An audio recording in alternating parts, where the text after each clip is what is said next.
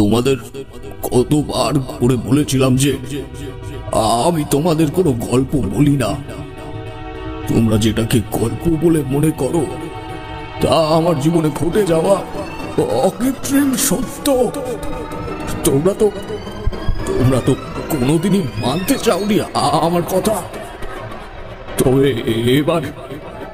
এবার কি তোমাদের বিশ্বাস হলো? তোমাদের বিশ্বাস? ঠাকুর মশাই, আমার হাতটা ধরুন, আমার হাতটা ধরুন ঠাকুর মশাই, তাড়াতাড়ি ধরুন, আমার হাতটা ধরুন ঠাকুর মশাই। ঠাকুর মশাই, ঠাকুর মশাই, ঠাকুর মশাই, কি হলো তোমার? কোনো দুঃস্বপ্ন দেখলে নাকি? কি হলো বলো। তারানাথের খুব বিপদ আছে। আমরা ওনাকে কোনোভাবেই বাঁচাতে পারলাম না, কোনোভাবেই না। আরে বাবা, ঠাকুর মশাইর আবার কি হবে? উনি সুস্থই আছেন। তুমি কোনো বাজে স্বপ্ন টপ্ন দেখেছো? কিন্তু এমন স্বপ্ন? আচ্ছা বাবা, এক কাজ করো, কাল তো দোল, তোমার অফিস ছুটি, কাল না হয় ওনার সঙ্গে গিয়ে একবার দেখা করে এসো, কেমন? সেই বেশ ভালো, তাই করব। সকালে ঘুম থেকে উঠে কোনো রকমে তৈরি হয়েই কিশোরীর মেসে গেলাম। কিশোরী তখনও ঘুম থেকে ওঠেনি। মেসে সাধারণত দরজা নিজের ইচ্ছায় ব্যবহার করা যায় না। যে আগে ঘুম থেকে ওঠে সেই দরজা খুলে নিজের ব্যস্ততায় ঝাঁপিয়ে পড়ে। খোলা দরজা দিয়ে ঢুকে কিশোরীর চৌকির এক পাশে বসলাম। বললাম, কিশোরী, কিশোরী ঘুম থেকে ওঠো কিশোরী। আরে আরে ভাই, এত সকাল সকাল কি মনে করে? কোনো খুশির খবর দেবে নাকি? আরে না না, আমি কাল রাতের ব্যাপারটা পুরো বললাম। কিশোরী এক মনে সবটা শুনল, তারপর বলল, চলো তো ভাইয়া, এমন স্বপ্ন তো মোটেও ভালো নয়। আমরা একবার তারানাথের বাড়ি থেকে ঘুরে আসি। আচ্ছা তুমি একটু দাঁড়াও, হ্যাঁ, ওই 5 মিনিটে তৈরি হয়ে আসছি। কিশোরী তৈরি হয়ে গেলে আমরা দ্রুত পায়ে তারানাথের বাড়ির উদ্দেশ্যে বেরিয়ে পড়লাম। ট্রামে ওঠায় আজ কোনো গাফিলতি করলাম না, কারণ আমার মন ওনাকে না দেখা পর্যন্ত শান্ত হবে না। তারানাথের বাড়ির দরজার সামনে পৌঁছে দেখলাম এখানে 2 জোড়া জুতো খুলে রাখা, এবং আমাদের অবাক করলো সেই জুতো জোড়া দুটো। আমারও কিশোরীর জুতো জোড়ার সাথে এদের মিল নিখুঁতভাবে এক। কিশোরী হেসে বললে, দেখো আজ আবার কারা হাত দেখাতে এসছে, হয়তো আমাদের বোধহয় কিছুক্ষণ অপেক্ষা করতে হবে। কিশোরী একবার ঘন্টাটা বাজিয়ে ভেতর দিকে ঢুকলো, আমি ওর পেছন পেছন। তারানাথের বৈঠকখানার সামনে গিয়ে যা দেখলাম তা বিশ্বাস করা একটা সুস্থ স্বাভাবিক মানুষের পক্ষে অসম্ভব।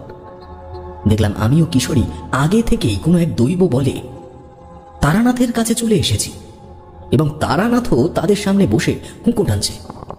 আমরা দুজন যে দরজার সামনে দাঁড়িয়ে রয়েছি তাতে ভেতরের মানুষদের কোনো উৎসাহ নেই, যেন আমাদের দেখতেই পাচ্ছে না। কিশোরীর মুখ দেখলাম ভয়ে ও বিস্ময়ে শুকিয়ে গিয়েছে। কাঁপা কাঁপা হাতে ওর কাঁধে হাত রাখতে ও এক হাত তুলে ঠোঁটের সামনে নিয়ে কথা না বলার ইঙ্গিত করল। তারানাথকে বলতে শুনলাম, ঘুরতে যাওয়ার ইচ্ছে কি হয়নি জীবনে? একবার গ্রামে গ্রামে ঘুরতে ঘুরতে বীরভূমের এক পুরনো শ্মশানে গিয়ে পৌঁছেছি। পুরনো শ্মশান, কারণ সেখানে আর শবদেহ দাহ করা হয় না। পুরো শ্মশান চত্বরে বড় বড় আগাছার জঙ্গল। এই শ্মশান চত্বর সংলগ্ন যে সরু নদীটি ছিল সেও নিজে ধীরে ধীরে আত্মগোপন করেছে। রাতে থাকার জন্য কাঠকুটো পাতা এসব জোগাড় করছি, এমন সময় দেখলাম একজন জটা জুটোধারী সাধু গোছের লোক শ্মশান চত্বরে এলেন। আমি তখন একটা মোটা গাছের ডালের ফাটলে হাত দিয়ে সেটিকে ভাঙবার চেষ্টা করছি। সে প্রথমে এদিক ওদিক বিক্ষিপ্ত দৃষ্টি নিক্ষেপ করলো। আমার দিকে চোখ পড়তেই হাসি মুখে আমার কাছে এসে বলল, ইয়ে, সাধু সঙ্গ লাভের জন্য পথে পথে ঘোরা হয় বুঝি? আমি হাত জোর করে বললাম, আগে ওই আর কি, আপনিও কি এই পথেই? না, ঠিক ওই পথে নয়, তবে আমার গৃহত্যাগ ভ্রমণের লোভে, সেই কারণেই পথে পথে রাত কাটানো, আর তার থেকে এই সাধু সঙ্গ লাভ করা। আমি দেখলাম সারা রাত একা একা কাটাবো, তার থেকে এনার সাথে গল্প করলে রাতটা ভালোই কাটবে। তাছাড়া আমার মনটাও তখন উদাস ছিল। দিনের পর দিন গ্রামের পর গ্রাম হেঁটেই চলেছি, কোনো সাধু সঙ্ঘের খোঁজ নেই। তাই মনে করো এনার সাথে বন্ধুত্ব করব বা কয়েকদিন একসাথে থাকবো, এই আশাতেই প্রশ্ন করলাম, তা আপনি এদিকে কোথায় চলেছেন? কোনো গন্তব্য আছে নাকি? না, তেমন কোনো গন্তব্য নেই, তবে ভাবছিল পুরুলিয়ায় আমার বন্ধুর বাড়ি, কয়েকদিন ঘুরে আসবো। কিন্তু একা একা পথ চলা খুবই অস্বস্তির, বুঝলি? যাবো যাবো করেও সে যাওয়া আর হয়ে উঠছে না। ভদ্রলোক যে মনে মনে আমায় তার সঙ্গী করার কথা ভাবছেন তা আমি ধরেই নিলাম। বুঝতে পারলাম সে খুব তাড়াতাড়ি আমায় প্রস্তাবটা দেবে। কথা এগোলো, জানতে পারলাম তার নাম জীবন চাটুর্যে। পুরুলিয়া জেলার পলাশপুর নামক গ্রামে তার বাড়ি। 3 বছর আগে একবার মায়ের শেষ কৃত্যের কাজে সে বাড়িতে গিয়েছিল, তারপর আর যাওয়া হয়নি। তাই পুরুলিয়া গেলে একবার সে বাড়ির দিক থেকেও একটু ঘুরে আসবে। একই কথা বিভিন্ন রকম ভাবে বলতে বলতে অবশেষে সে নিজের ইচ্ছে প্রকাশ করলো। মানে বলছিলাম ভাই, তোমার যদি বিশেষ কোনো কাজ না থাকে তাহলে তুমি আমার সঙ্গে যেতে পারো। আমার বন্ধু অবিবাহিত, তাছাড়া প্রচুর বিষয় আসল। 3 জন মিলে একসাথে ওর পুকুরে মাছ ধরবো, গল্প গুজব করবো, এবং তার সাথে কয়েকদিন পর আমার দেশের বাড়ি থেকেও তোমাকে ঘুরিয়ে নিয়ে আসবো। কি বলো, যাবে নাকি তবে? প্রশ্নটা শুনেই সাথে সাথে কিন্তু উত্তর দিলাম না। কিছুক্ষণ চুপ করে থেকে সিদ্ধান্ত নেওয়ার অভিনয় করলাম। সত্যি বলতে আমার মনও তখন টানছে সেই রাস্তায়, আর শরীর চাইছে কিছুদিনের বিশ্রাম। বললাম, আচ্ছা, আপনাদের দেশে কি এমন কোনো জায়গা আছে যেখানে সাধু সন্তের সমাগম হয়? লোকটি উৎসাহিত হয়ে বলল, কে বলেছে নেই? আমার বন্ধুর যে গ্রামে বাড়ি সেই গ্রামের প্রতিষ্ঠিত কালী মন্দিরটি প্রায় 100 বছরের পুরনো। শেষ যখন গিয়েছিলাম তখনই দেখেছিলাম, বেশ সাধু সন্তের সমাগম আছে সেখানে।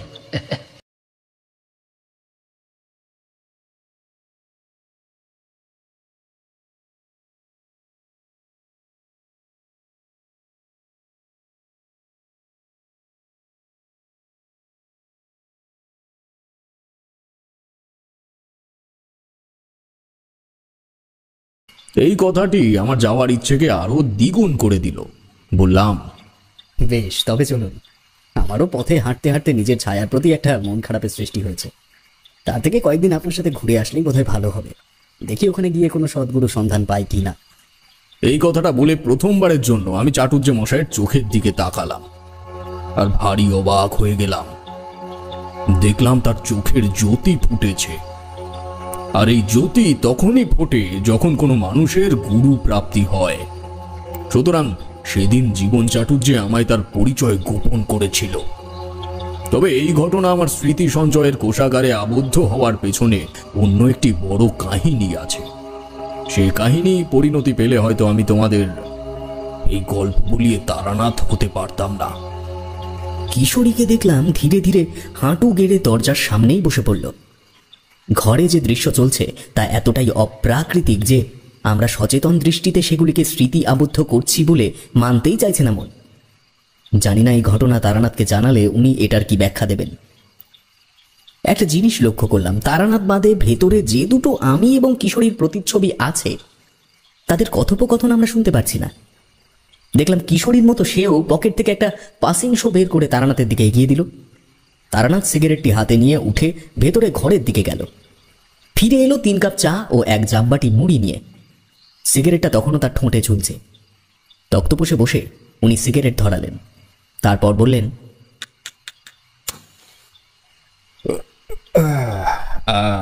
নাও চা খাও। যে কাহিনী তোমরা শুনতে চলেছ জানি না শোনার পরে আমায় পাগল মনে করবে কিনা, তবে তোমরা যাই মনে করো না কেন তাতে আমার বিশেষ কিছু যায় আসে না। আমি শুধু এটুকুই জানি, সরাইবঙ্গার গান যে কোনো স্থানে গাওয়া যায় না।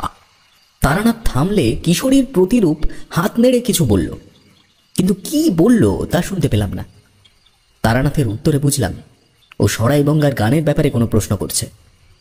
তারানাথ বলতে লাগলো, তাহলে প্রথম থেকেই বলি শোনো। পরদিন সকালে চাটুর্যে মশাইয়ের সঙ্গে পুরুলিয়ার উদ্দেশ্যে হাঁটা শুরু করলাম। টানা 1 দিন 1 রাত হেঁটে পৌঁছালাম পুরুলিয়ার সুগনিবাস গ্রামে। পাহাড়ে ঘেরা এই গ্রাম যেন ঈশ্বরের এক অপরূপ কল্পনা। শুধু অপ্রাকৃতিক নিদর্শনই নয়, গ্রামের মানুষের শিল্পকর্ম দেখলে চোখ ধাঁধিয়ে যায়। প্রতিটা বাড়ির দেওয়ালে যে নিপুণ কারুকার্যের প্রতিচ্ছবি ভেসে আছে তাতেই এই গ্রামের মানুষের অপরূপ সৌন্দর্য ও শৌখিনতার পরিচয় পাওয়া যায়। এ যেন কোনো গহীন জঙ্গলে এসে পড়েছি, যেখানে উন্নত প্রাণীদের কোনো অস্তিত্বই নেই। সে কারণেই হাওয়ায় ভেসে আসা ঝর্ণার শব্দ ও বিরল প্রজাপতি এবং পাখিদের ডাক স্পষ্ট শুনতে ও দেখতে পেলুম। সত্যিই স্বপ্নের মতো লাগে। কখন যে কৃষ্ণ মৃত্তিকা পেরিয়ে লাল মাটির দেশে ঢুকে পড়েছি তা বুঝতেই পারিনি। দর্শনগত ত্রুটি খুঁজতে খুঁজতে বোধহয় বিভোর হয়ে গিয়েছিলাম। ঘোর কাটলো জীবন চাটুর্যের শব্দে। কি জায়গাটা কেমন লাগছে? ঘোর কাটিয়ে বললাম, হ্যাঁ, না মানে আমি সত্যি আশ্চর্য হচ্ছি। এই জগতের ভিতরে এমন জায়গাও আছে। সত্যি অপরূপ সুন্দর এই দৃশ্য, নিজের চোখকে এখন বিশ্বাস হচ্ছে না। জীবন চাটুর্য হেসে বললে, আরে কি বলতো, সুন্দর প্রকৃতি দেখলি। এই গ্রামের মানুষও এখানকার মতোই সুন্দর। চলো, বেশি দূরে নয়, সামনেই আমার বন্ধুর বাড়ি। ঈশ্বর প্রদত্ত পরিবেশের চারিদিকে মোলায়েম চোখ বোলাতে বোলাতে জীবন চাটুর্যের পিছু নিলাম। কিছুটা এগিয়েই রাস্তার ডান দিকে একটা সুবিশাল দোতলা বাড়ির প্রাঙ্গণে পথ প্রদর্শক ঢুকলেন। বাড়ির বারান্দায় একটা লোক বসেছিলেন। জীবন চাটুর্যকে দেখে লাফ মেরে উঠে দাঁড়িয়ে বললেন, আরে জীবন, এতদিন পরে তোর এই বন্ধুর কথা মনে পড়লো ভাই। কোথায় ছিলি তুই? তোর বাড়িতে কতবার গেছি তোর খোঁজ নিতে। আর এটা কে, তোর বন্ধু নাকি? চোখের ইশারায় আমার দিকে ইঙ্গিত করে রমাকান্ত বলল। জীবন চাটুর্য আমার পরিচয় দিলেন, তারপর বললেন, রমা চল, ভেতরে গিয়ে কথা বলি। এত দূর হেঁটে এসেছি, শরীর আর পেরে দিচ্ছে না। এ মা, ছি ছি ছি, দেখেছিস আমার আক্কেল? আসলি এতদিন পরে তোকে কাছে পেলাম, তাই মনটা খুব অস্থির হয়ে উঠেছে রে। আয় আয় আয়, ভেতরে আয়, ভেতরে আয়, চল চল চল। এই তুমিও এসো। আচ্ছা বলে রাখি, জীবন হয়তো নাম বলেছে, তাও বলি, আমার নাম রমাকান্ত বেদিয়া। তোমার নাম কি ভাই? নাম বললাম। তারপর বেদয়া মশাই আমাদের ঘরের বারান্দায় বসিয়ে একটু ভেতর ঘরে গেলেন। দেখলাম এই বাড়ির দেওয়ালেও রং বেরঙের ছবি আঁকা, কিন্তু ছবিটা একটু অন্য রকম। সংক্ষেপে তার বর্ণনা অনেকটা এমন: অজস্র গাছপালা, ফুল, পাখি সব জড়ো হয়ে ঠিক যেন একটা মানুষের রূপ নিয়েছে, এবং তার নিচে ছোট ছোট অনেকগুলি মানুষ তীর, ধনুক, বর্ষা এসব নিয়ে দাঁড়িয়ে আছে। না, ছবিটা দৃষ্টিমধুর নয়, ছবিটা নিঃসন্দেহে ভয়ঙ্কর। এই ব্যাপারে জীবন চাটুর্যের কাছে শুনতে যাব, এমন সময় বেদিয়া মশাই এক ঘটি জল আর একটা পাট ভাঙা গামছা আমার হাতে দিয়ে বললেন, এই নাও ভাই, ওই যে আমার পুকুর, তুমি আগে স্নান সেরে নাও, তারপর তারপর আমি আর জীবন একসাথে করবো। কি বলিস? মনে আছে সেই ছোটবেলার কথা? মনে না থাকার কি আছে? আসলে রমা আর আমি ছোট থেকেই বলতে পারো একসাথেই মানুষ হয়েছি। ওর পৈতৃক ভিটে এখানে হলেও ওর মামা বাড়ি আমাদের বাড়ির পাশে। শৈশব জীবনের বেশিরভাগ সময়টাই ও ওখানে কাটিয়েছে। সেই জন্যই ও আদিবাসী সম্প্রদায়ের মানুষ হওয়া সত্ত্বেও ওর ভাষা কিন্তু আঞ্চলিক নয়। ব্যাপারটা আমার মাথাতেও এসেছিল, কিন্তু এভাবে কি কাউকে জিজ্ঞেস করা যায় যে আপনার পদবি বলছে আপনি আদিবাসী, কিন্তু আপনি কি করে শুদ্ধ বাংলায় কথা বলছেন? জীবন চাটুর্য বলেই চললেন, অনেক ছোটবেলায় রমা ওর মা বাবাকে হারায়। তারপর থেকে বেশিরভাগ দিনই ও আমাদের বাড়িতেই থাকতো। সত্যি বলতে আমার মাই ওকে ওর মামার বাড়িতে যেতে দিত না। সেই সুবাদে আমাদের একসাথে খাওয়া, ঘুম, স্নানের স্মৃতি শৈশবের প্রতিটি দিনের সাথে জড়িয়ে আছে। আমার খুব খারাপ লাগলো। শিশু বয়সে কেউ যদি তার বাবা মা দুজনকেই হারিয়ে ফেলে, তবে সেই নিঃস্বার্থ ভালোবাসার অভাব এ পৃথিবীর কোনো মানুষই পূরণ করতে পারে না, এমনকি স্বয়ং ঈশ্বরও নয়। নিচু স্বরে প্রশ্ন করলাম, বেদিয়া মশাই, যদি কিছু না মনে করেন একটা প্রশ্ন করতে পারি? হ্যাঁ বলুন না, আপনি কি জানতে চাইছেন? না মানে আপনার বাবা মা কি দুজনেই একসাথেই? হ্যাঁ, ওনারা দুজন একই দিনে একই সঙ্গে মারা যান। কথা কেড়ে নিয়ে বললেন জীবন চাটুর্যে। আমি খুব ভয় পেয়ে গেলাম। ওনার মুখ দেখে বুঝলাম আমি একটি আপত্তিকর প্রশ্ন করে ফেলেছি না বুঝেই। চুপচাপ উঠে স্নান করতে চলে গেলাম পুকুর ঘাটে। মনটা যেন আরো খারাপ হয়ে গেল। প্রথম দিনেই গৃহস্বামীর মনে দুঃখ দিয়ে ফেললাম, কিন্তু আমি এমন কি অবান্তর প্রশ্ন করলাম সেটাই ভেবে পেলাম না। শুধু এটুকু বুঝলাম, কিছু একটা না ঘটলে স্বামী স্ত্রী একই সঙ্গে একই দিনে মারা যাওয়ার কথা নয়। আনমনা হয়ে এসব ভাবতে ভাবতে জলে নামছি, এমন সময় কোথার থেকে একটা মাছরাঙা এসে আমার সামনে দিয়ে ছপ করে একটা মাছ নিয়ে উড়ে চলে গেল। একটু ধাতস্থ হয়ে বুঝলাম জলের তলায় আমার পা প্রায় হাঁটু পর্যন্ত কাদায় ঢুকে গেছে। অনেক কষ্টে সেখান থেকে পা তুলে আরো একটু গভীরে গেলাম। চারিদিকটা এবার ভালো করে দেখলাম। জলের রং কুচকুচে কালো। অবশ্য একটা বিরাট শিশু গাছের ছায়ায় পুকুরটার অবস্থান, তাই হয়তো এত কালো দেখাচ্ছে। পেছন ঘুরে দেখলাম আমার স্থান পরিবর্তনের রাস্তা বরাবর একটা ঘোলা সরল রেখা তৈরি হয়েছে। মনে মনে ভাবলাম, এই পুকুরে কি আদৌ কেউ স্নান করে, নাকি অনেকদিন পরে স্নান করছি বলে এরকম মনে হচ্ছে। যাকে বলে ডুব দিতেই শুনতে পেলাম একটা শ্রুতি কটু গানের শব্দ। সঙ্গে সঙ্গে জল থেকে মাথা তুললাম। কান উত্তর পেল না ঠিকই, কিন্তু মন যেন আঁচ করেই ফেলেছে একটা সম্ভাবনার কথা। সে কথা ভেবেই আবার দিলাম ডুব। আমার ধারণাই ঠিক, শব্দটা হচ্ছে জলের নিচে। এবার আগের বাড়ির থেকে একটু জোরে শুনতে পাচ্ছি শব্দটা। শুধু শুনতে পাচ্ছি না, শব্দটা ধীরে ধীরে এগিয়ে আসছে আমার শরীরকে লক্ষ্য করে। এদিকে একই স্থানে অনেকক্ষণ দাঁড়িয়ে থাকার কারণে আমার পা বেশ খানিকটা কাদার মধ্যে ডেবে গেছে। কোমর জল উঠেছে বুক পর্যন্ত। পায়ে চাপ দিয়ে জোরে ঠেললাম নিজেকে ওপর দিকে, কিন্তু দেহ ভাসিয়ে তুলতে পারলাম না। এদিকে শব্দটা তখন আমার আরো অনেক অনেক কাছে চলে এসেছে। শরীর প্রাণপণে ফিরে যেতে চাইছে তার স্বাভাবিক প্রক্রিয়ায়, কিন্তু ততক্ষণে বুক বাতাসের পরিবর্তে জল টানতে শুরু করেছে নাক মুখ দিয়ে। এমন সময় একজন শক্ত হাতে টান দিয়ে আমায় প্রকৃতিস্থ করলো। তা না, তুমি সাঁতার জানো না যখন পুকুরে নামতে গেলে কেন? দেখেছো তো কি অবস্থা। কিশোরী কিশোরী তারানাথ কি আমাদের দেখলো? ভুল বলনি ভাই, আমারও তাই মনে হলো। ঘরে ঢুকবে নাকি? চলো তো দেখি। আমরা পা টিপে টিপে ভেতরে ঢুকলাম। মনের ও মস্তিষ্কের ভেতরে তখন অলৌকিকতা সম্পূর্ণ অধিকার করে রেখেছে। কি করে বিশ্বাস করব তারানাথের সামনে আমরা ছাড়াও একজন কিশোরী ও বিভূতি বসে আছে?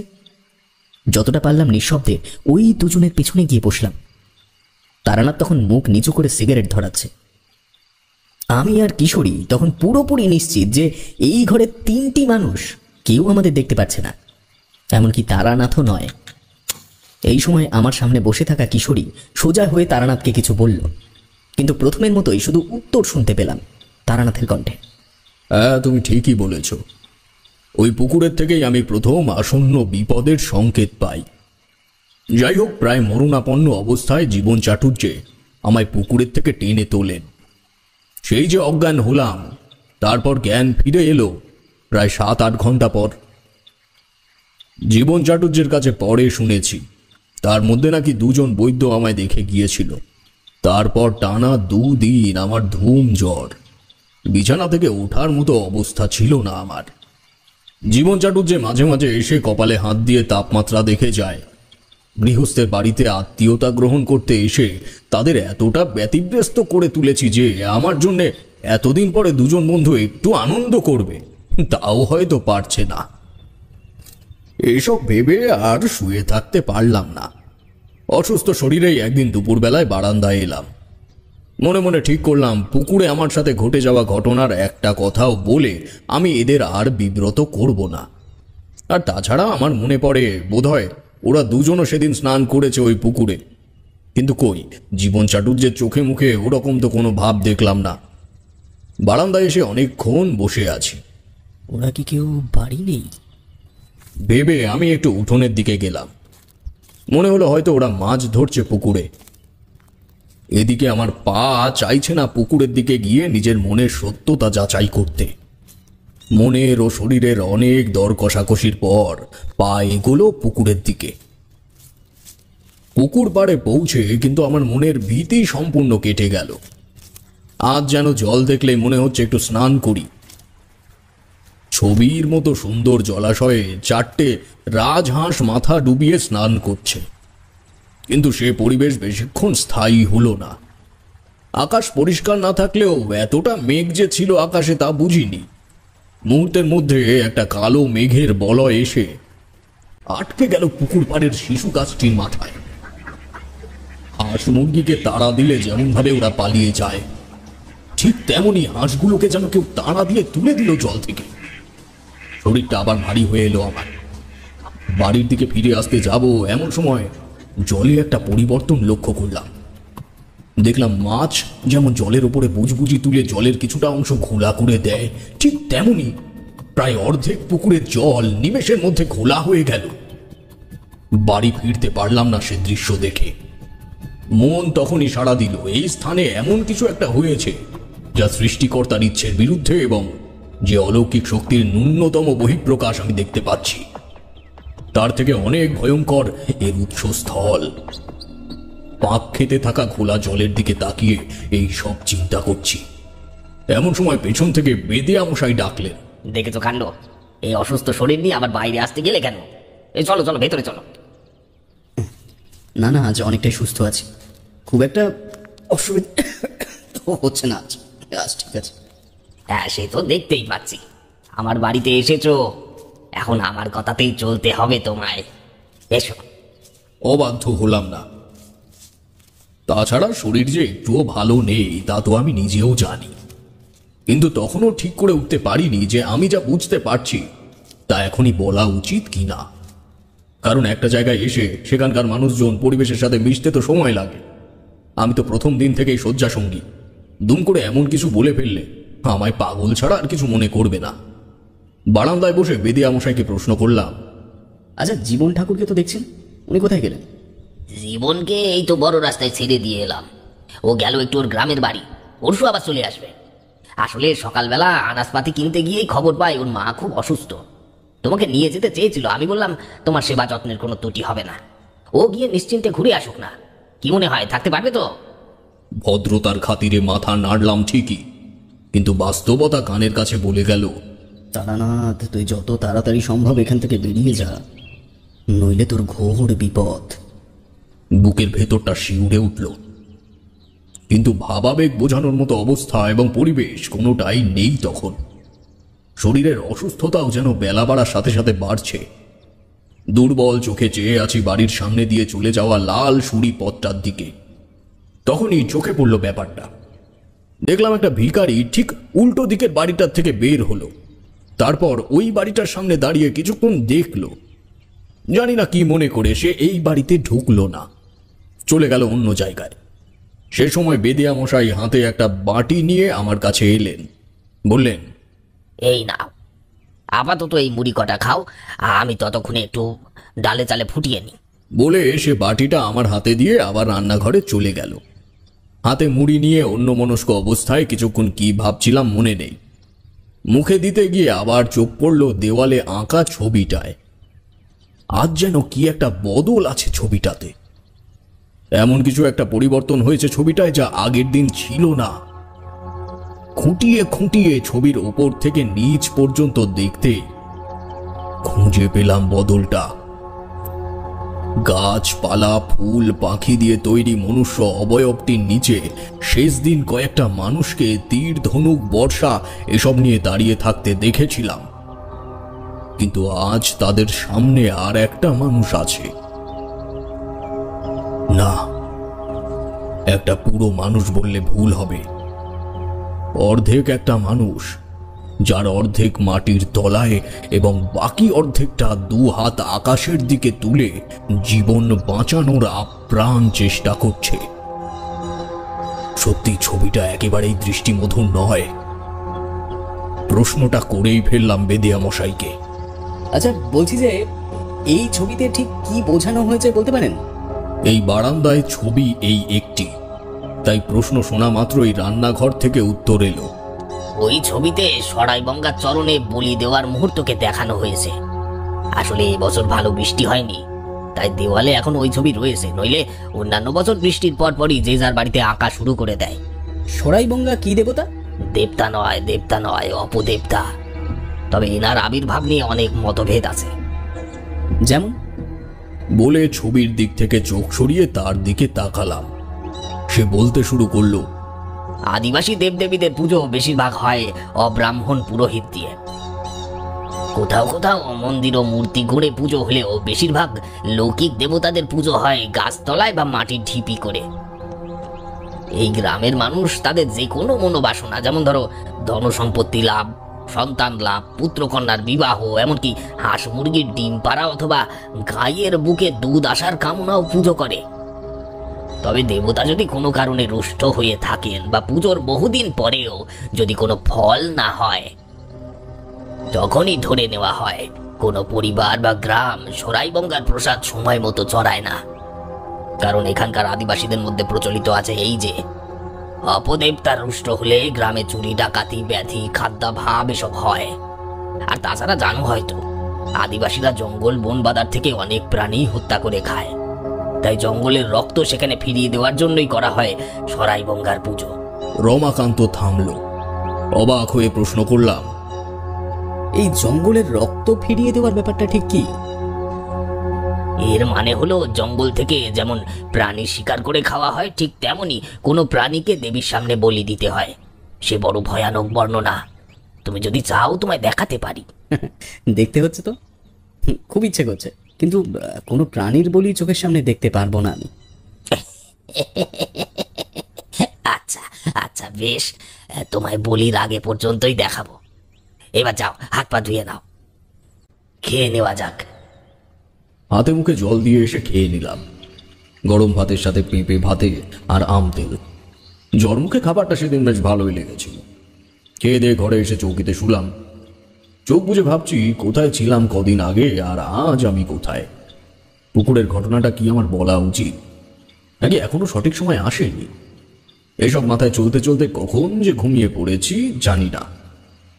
ঘুম ভাঙলো একটা সুরে। এ সুর আমার ভীষণ পরিচিত। পুকুরে জলের নিচে যা শুনেছি তা এখন ঘরের মধ্যেও শুনতে পাচ্ছি। এক লাফে উঠে বসলাম। সুর তখনও একই স্থানে, কিন্তু তা লক্ষ্য করে এগোনোর মতো উপায় নেই, কারণ দু কানেই তার শব্দমাত্রা একই রকম। ধীরে ধীরে চৌকি থেকে নামলাম। দরজার ফাঁক দিয়ে বাইরের আলো আসছে ঠিকই, কিন্তু তা খুবই ম্লান। হঠাৎ বোধ করলাম আমার হাঁটুতে প্রচন্ড ব্যথা হচ্ছে। খুব অস্বাভাবিকভাবে দরজা খুলতেই দেখলাম রমাকান্ত রাস্তার দিকে মুখ করে বারান্দায় বসে আছে। কাঁপা গলায় বললাম, আপনি আপনি কিছু শুনতে পাচ্ছেন না? আমায় অবাক করে উত্তর দিল সে। কই না তো, কিসের শব্দ? কিন্তু সত্যি আমার বোঝানোর মতো কোনো ভাষা নেই, আর না আছে শোনানোর মতো তখন কোনো আওয়াজ। যেন কোনো অসম্ভাবনার একমাত্র পরিহাসের পাত্র হচ্ছি আমি। আমায় সুস্থ মানুষ বলে কেউ গ্রহণ করুক, এটা যেন ওই কুৎসিত গানটা একদমই চাইছে না। কথা না বাড়িয়ে চুপচাপ ঘরে চলে গেলাম। এবার আর শুলাম না, হতবাক হয়ে বসে থাকলাম চৌকির এক কোণে। সন্ধ্যা একটু গড়ালেই রমাকান্ত চা খেতে ডাকলো। বারান্দায় এসে দেখলাম এক অপরিচিত যুবক বসে আছে। তার এক হাতে চায়ের কাপ এবং আর এক হাতে একটা ফর্দ সদৃশ কাগজ। আমায় বাইরে আসতে দেখে রমাকান্ত কাগজটি তার হাত থেকে নিয়ে বিড়বিড় করে 2 লাইন পড়ল। আতপ চাল 2 কেজি আর কালো তিল 500 গ্রাম। তারপর আমায় বলল, শরীর কেমন আছে তোমার এখন? এখন ভালো আছি। বেশ, এই নাও চা খাও একটু। গ্রামের খাঁটি দুধের চা, এই স্বাদ না খেলে বোঝানো সম্ভব না। আর জীবন বলছিল তুমি নাকি গ্রামের পুরনো কালী মন্দিরে যেতে চেয়েছো। হাতে চায়ের কাপ নিয়ে মাথা নেড়ে হ্যাঁ বললাম। তাহলে কাল সকালে একবার ওখান থেকে ঘুরে এসো। আদিবাসীরা হিন্দু দেবদেবীদের মধ্যে খুব কম দেবতাকেই পুজো করে, তবে এই কালী মন্দিরে যেভাবে পুজো হয় তোমার মনে হবে না এটা আদিবাসীদের পুজো। কাল একটা মানত অনুষ্ঠান আছে ওখানে, তাছাড়া আমিও থাকবো না। তুমি এক কাজ করো, তুমি ওখান থেকেই কাল দুপুরের ভোগ খেয়ে তারপর এসো, কেমন? অবশ্যই কাল আমি যাব, কিন্তু আমি তো চিনি না সেটা কোন দিকে। রমাকান্ত হেসে বললে, সেটাই স্বাভাবিক। কাল আমি শহরে যাওয়ার আগে তোমায় সেখানে ছেড়ে দিয়ে যাব। আমি চুপ করে বসে রইলাম। মনে মনে আনন্দ হচ্ছিল না তা নয়, তবে শরীর আমার তখন কেমন একটা অপ্রস্তুত। বরং নতুন নতুন কিছু উপসর্গ দেখা দিতে লাগলো। ধীরে ধীরে এই যেমন হাঁটুতে কেমন একটা টনটনে ভাব, পায়ের নখগুলোতে অসহ্য যন্ত্রণা, এবং সেই যন্ত্রণার কারণ জানলে তোমরা অবাক হবে। লক্ষ্য করলাম যে আমি প্রায় 2 দিন ধরে ঘরের থেকে বেরই হইনি। আমার পায়ের নখের মধ্যে মাটি ঢুকে আঙুলের মাথাগুলো কেমন যেন ফুলে ফুলে উঠেছে। অসহায়ের মতো মনে মনে ভাবলাম, এ আবার নতুন কোন রোগের উদ্ভব হলো বাবা। ঠিক সে সময় মাথায় এলো রমাকান্তর কথাটা। সে বলেছিল, দেবতা যদি কোনো কারণে রুষ্ট হয়ে থাকেন বা পুজোর বহুদিন পরেও যদি কোনো ফল না হয়, তখনই ধরে নেওয়া হয় ওই পরিবার বা গ্রাম সরাই ব্রঙ্গার প্রসাদ সময় মতো চড়ায় না। কারণ এখানকার আদিবাসীদের মধ্যে প্রচলিত আছে এই যে অপদেবতা রুষ্ট হলেই গ্রামে চুরি ডাকাতি ব্যাধি খাদ্যাভাব এসব হয়। তার মানে কি এই গ্রামের মানুষ সরাই ব্রঙ্গার ভোগ সময় মতো চড়ায় না? এই একই প্রশ্ন বারবার মনে দানা বাঁধতে লাগলো। সেদিন আর এমন কোনো ঘটনা ঘটল না যেটা অস্বাভাবিক। শুধু রাতে বেশ কয়েকবার রমাকান্ত আমায় খেতে ডেকেছিল। আমি অসুস্থ শরীরে ঘুমের ভেতরে আবছা শুনেছিলাম সে ডাক। তারপর এলো সেই দিন, যে দিনের ভয়াবহতা আমার এখনো মনে পড়লে তন্ত্র সাধনা ও দেবদেবী নিয়ে চর্চা নিছক তুচ্ছ মনে হয়। তারানাথ সিগারেট না ধরিয়ে বার কয়েক হুঁকোয় ব্যর্থ টান দিল। কোনো কোনো সময় তার এই রূপ ইচ্ছে হয়। তারপর বলল, দূর, এটাও গেল নিভে। দাঁড়াও, চারিকে বলি নতুন করে একটা সেজে দিতে। এমন সময় একটা নিঃশব্দে কথোপকথন চলল আমার সামনের দুজন শ্রোতাদের মধ্যে, অর্থাৎ আমার ও কিশোরীর প্রতিবিম্বের মধ্যে। কিন্তু এবারও আমরা কিছু শুনতে পেলাম না। পাশের ঘর থেকে কথা বলতে বলতে ফিরে এলো তারানাথ। যেদিনের কথা বলছি সেদিনটা শুরুই হয়েছিল অশুভ ইঙ্গিত দিয়ে। ভোর নাগাদ টিনের ওপর শুরু হলো খচখচ শব্দ। কিছুক্ষণ এপাশ ওপাশ করে উঠে উঠোনে এলাম। ওপরে তাকিয়ে দেখি দুটো কাক মুখে একটা কি নিয়ে কাড়াকাড়ি করছে। আমি হাত উঁচু করতেই ওরা আমার মাথার উপর থেকে উড়ে চলে গেল। ঠিক সে সময় টিনের ওপর থেকে গড়িয়ে গড়িয়ে কিছু নেমে আসার শব্দ শুনলাম, এবং যেটা পড়ল তা দেখে আমার মনটা কেমন একটা ভারী হয়ে গেল। দেখি একটা শ্যাওলা মাখা পচা মাছের মাথা টিনের ওপর থেকে মাটিতে পড়ে দু টুকরো হয়ে গেছে। আর ওইটুকু জিনিসের ভয়ঙ্কর বিশ্রী পচা গন্ধে ওখানে দাঁড়িয়ে থাকা যাচ্ছে না। আমি তখনই ঠিক করলাম, এই ভিটেতে আমি আর থাকবো না। রমাকান্তর দরজার সামনে গিয়ে বললাম, বেদিয়ামশাই, বলছি যে আমি ঠিক করলাম সকাল সকাল মায়ের মন্দিরে যাব। আপনি একটু বলে দেবেন রাস্তাটা?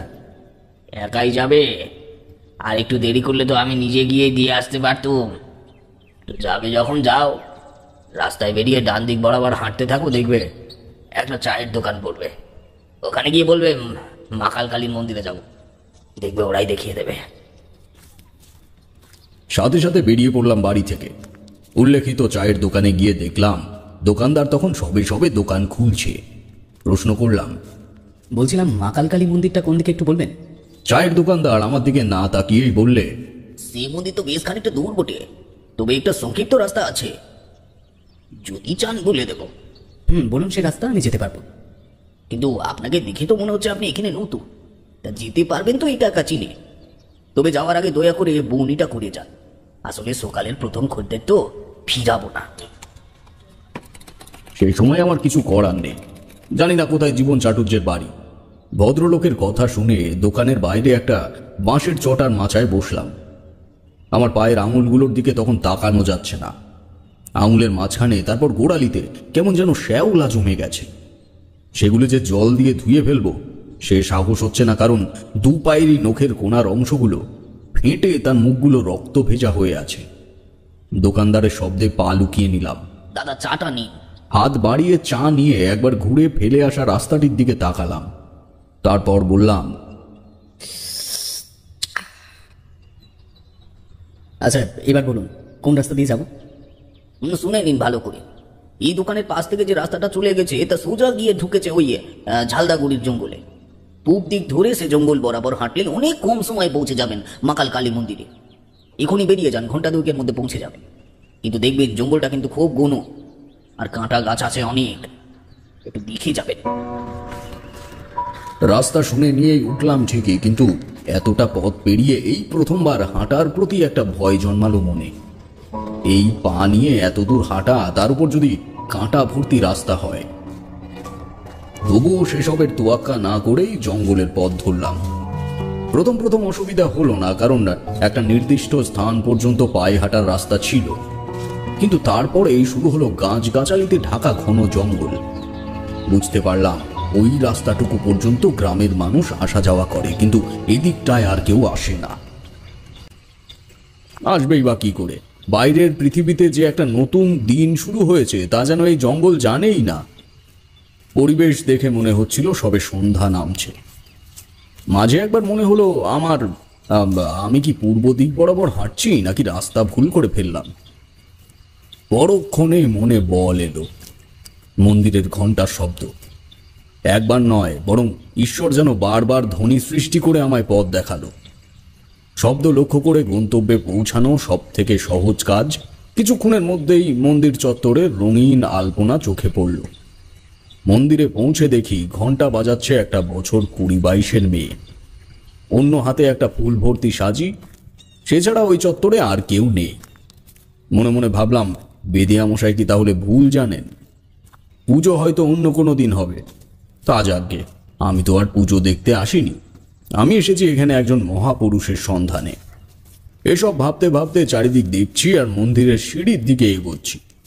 ঠিক তখনই সেই মেয়েটি বলল, মন্দিরে উঠবি না, আগে যা শশরা বঙ্গাকে প্রসাদ খাইয়ে আয়। হতবাক হয়ে দাঁড়িয়ে পড়লাম। হঠাৎ এমন একটা কথা শুনলাম যার সঙ্গে আমার কোনো যোগাযোগই নেই। অপ্রস্তুতভাবে বললাম, মা, আপনার মনে হয় ভুল হচ্ছে। মানে আপনি হয়তো আমায় অন্য কোনো ব্যক্তি মনে করছেন। তোকে অন্য কোনো ব্যক্তি মনে করলে আমি এই কথা তোকে বলতাম না। শুধু এটুকু মনে রাখবি, এক যাত্রায় পৃথক ফল কখনো আশা করবি না। বলে উনি মন্দিরের সিঁড়ি থেকে ধীরে ধীরে নেমে এলেন আমার সামনে।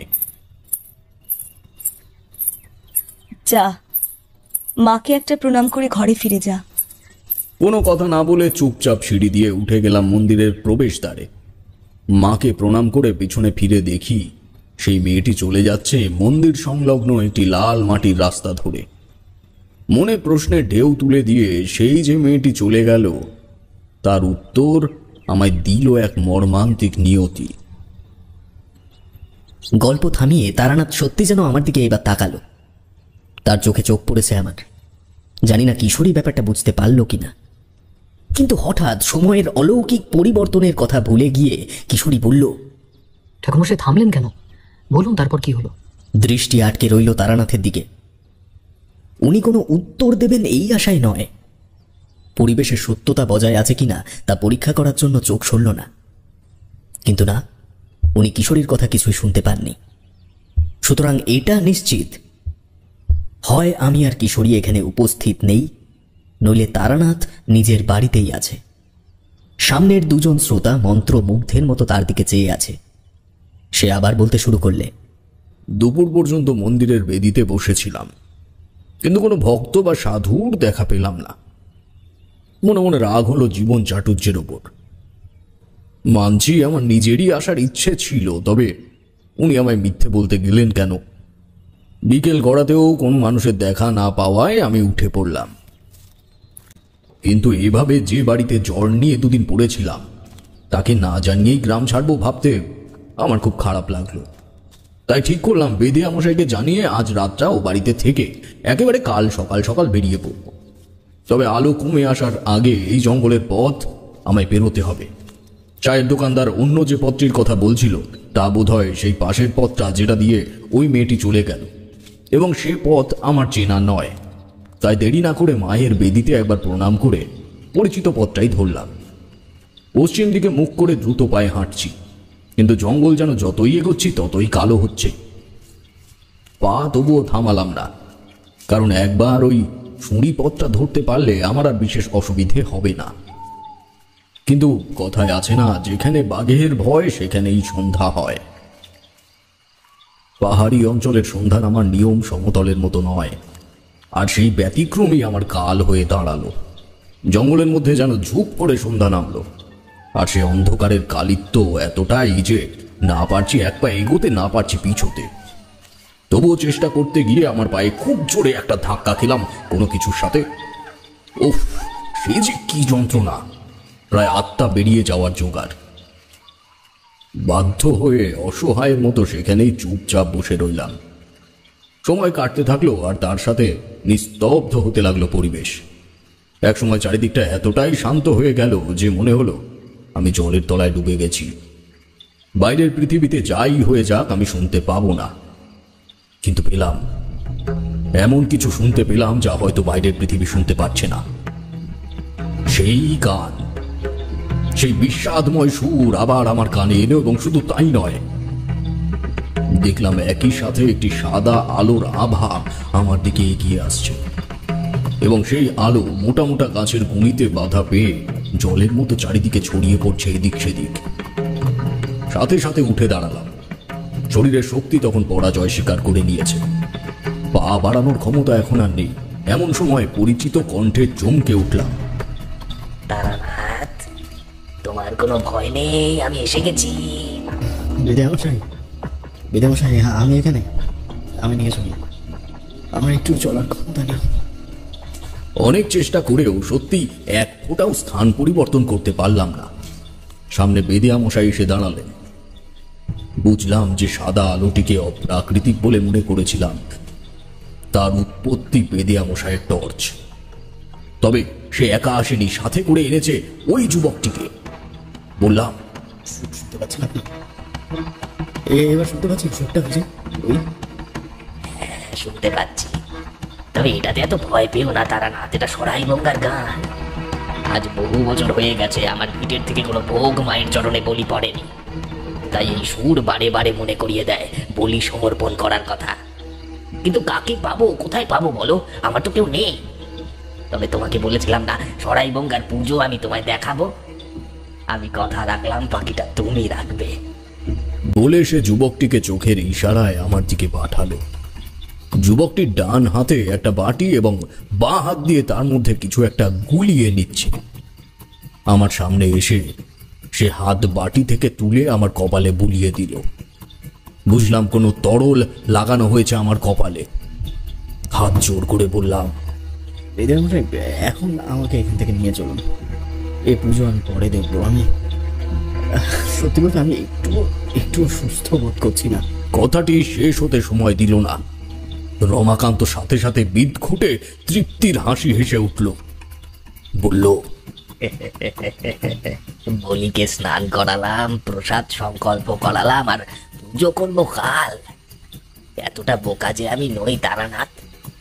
এ বলি আমি না চড়ালে আমায় এই গ্রাম থেকে বের করে দেওয়া হতো খুব শীঘ্রই। ছোট ছোট বাচ্চারা অসুস্থ হচ্ছে ভয়ঙ্কর জ্বরে। সবাই জানে রমাকান্ত বেদেয়া দেবীর ভোগ সময় মতো দেয় না, আর সেই কারণেই পড়েছে এই ব্যাধির প্রকোপে এই গ্রাম। কোনো লোক আসে না আমার বাড়ি, না কেউ আমার সাথে কথা বলে না। এভাবে আর পারছি না তারানাথ। তবে বন্ধুর থেকে বড় জিনিস নেই, এই কথা আজ স্বীকার করতে বাধ্য হচ্ছি। ছোটবেলার বন্ধু জীবন দেখা তো করলোই, তার সাথে দিয়ে গেল আমায় পাপ মুক্তির সুযোগ। প্রথম দিন তোমায় দেখেই ঠিক করে নিয়েছিলাম যে এই ছেলেটি পারবে আমায় উদ্ধার করতে। বলো বলো তারা পারবে না নিজেকে মায়ের চরণে সমর্পণ করে আমায় রক্ষা করতে? বলো। আমি অনেক ছোটবেলায় আমার মা বাবাকে হারিয়েছি। অনাথ ছেলেটার কথা নিশ্চয়ই তুমি ভেবেছ। তাছাড়া তোমাদের মতো রাস্তায় ঘুরে বেড়ানো সাধুদের তো সংসার ধর্ম নেই। এতগুলো মানুষের দিকে তাকিয়ে। থামুন, মাথা খারাপ হয়ে গেছে নাকি আপনাদের? সরাই গঙ্গার গান গেয়ে মায়ের কাছে বলি সমর্পণ করলে কিছুই ঠিক হবে না। আসলে আপনারা আদিবাসীরা দেবতার থেকে অপদেবতার উপর আস্থা রাখেন বেশি। সেটা মাতাল কালী মায়ের মন্দিরে গিয়েই বুঝেছি আমি। সারাদিন কেটেছে, একটা মানুষ আসেনি মাকে প্রসাদ দিতে, তাকে পুজো করতে। পারলে গ্রামের সকলে মিলে মায়ের কাছে মানত করুন, তাকে ভালোবাসুন, তার যত্ন করুন, দেখবেন সব ঠিক হয়ে যাবে। আমার কথা শুনে রমাকান্তর চোখ ভিজে এলো। সে হাঁটু গেড়ে বসে পড়ল মাটিতে। কিন্তু ক্ষুধার্ত অপদেবতার জন্য বলি তখন প্রস্তুত। আমায় তখন সমর্পণ করা হয়েছে সরাই গঙ্গার চরণে। তাকে কি আর থামানো যায়? মাটিতে পড়া টর্চের আলোয় দেখলাম আমার পাশের গাছগুলো ধীরে ধীরে আমার চারিদিকে ঘুরতে শুরু করলো। নিজের সমস্ত শক্তি প্রয়োগ করেও পারলাম না এক ফোঁটাও নড়তে। পায়ের দিকে তাকাতেই যে দৃশ্য দেখলাম তাতে আমার শেষ বাঁচার শক্তিটুকু হারিয়ে গেল। দেখলাম পায়ের নখগুলির পাশ থেকে এখন অঝরে রক্ত বেরোচ্ছে এবং সেই রক্ত মাটিতে মিশে নিমেষেই মিলিয়ে যাচ্ছে কোনো এক অদৃশ্য খাদকের জিভে। যে খাচ্ছে রক্ত তার অবস্থান যে মাটির নিচে তাতে সন্দেহ নেই, কারণ পায়ের নিচে প্রচন্ড পরিমাণে তাণ্ডবের আভাস পাচ্ছি। এই নির্দিষ্ট স্থানের ভূপিণ্ড যেন মুচড়ে পাতালে প্রবেশ করানোর প্রস্তুতি চলছে। রমাকান্ত হাউ মাউ করে কাঁদছে। আমায় বাঁচানোর বিন্দুমাত্র চেষ্টা কি ওর মধ্যে নেই? আমি তখন অনেকটাই তার সমস্তর থেকে নিচে নেমে এসেছি। রমাকান্তর সাথে আসা যুবকটিকে আর দেখতে পেলাম না। আমার মধ্যে জীবিত বলতে তখন শুধু হৃৎপিণ্ড, তবে সেটাও প্রায় মাটির কাছাকাছি। এমন সময়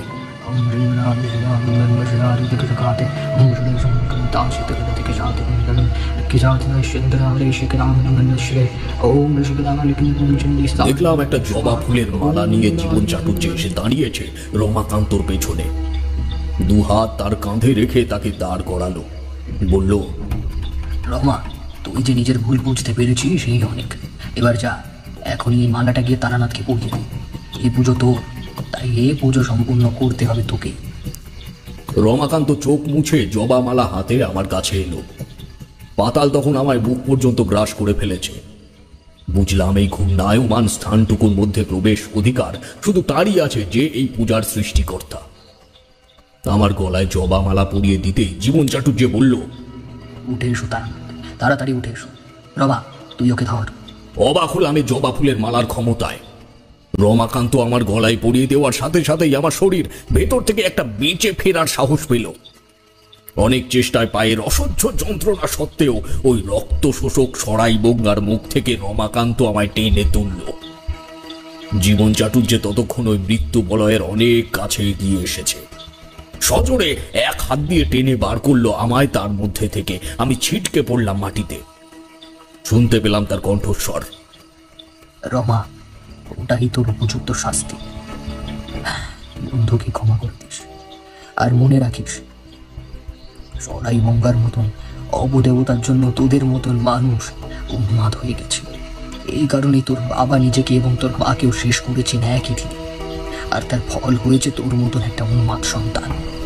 আজ মনে রাখিস, এই মৃত্যু তোর নিজের ডাকের অতিথি। সরাই মঙ্গার গান যে কোনো জায়গায় গাওয়া যায় না রে, গাওয়া যায় না। জীবন চাটুর্যের কথায় সমাপ্তি হলে রমাকান্ত একবার হাসল, তারপর বলল, ভালো থাকিস তোরা।